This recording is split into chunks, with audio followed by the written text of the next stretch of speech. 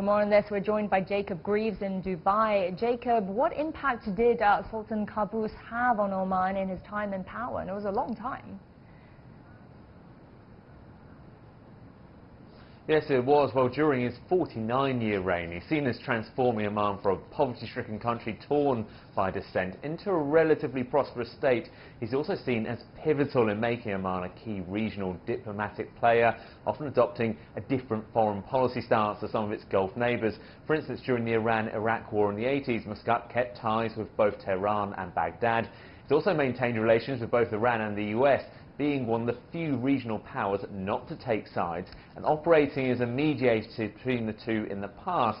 Oman has also not waded into the Gulf dispute against Qatar like the UAE or Saudi Arabia. Qaboos' ill health has been known for some time, with the leader receiving treatment in Belgium last month.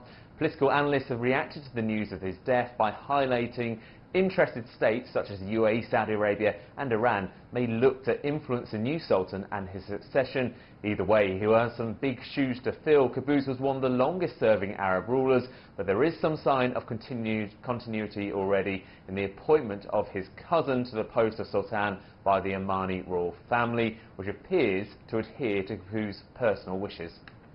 Well, how is the new Sultan Haitham likely to approach the increasing regional tensions currently between Iran and the US? And also on the domestic side, what kind of challenges is he inheriting?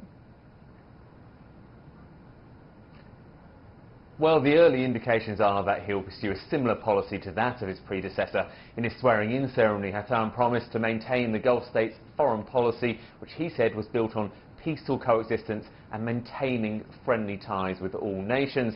So at least in the short term, we might expect Oman to maintain its role as somewhat of a mediator. He also used the speech to call for continuation of his predecessor's policies of economic development. But here will be one of his main domestic challenges. Oman's economy has suffered in recent years amid a drop in oil prices that has impacted the relatively small oil producer worse than some of its bigger neighbours. Alongside stretched state coffers, he also inherits high national unemployment levels. Oman's bonds, for instance, are rated as junk by all three major ratings agencies. So tough economic decisions might await for the newly appointed leader, all as he tries to shore up his support and image amongst Omanis. All right, thank you so much, Jacob Greaves in Dubai.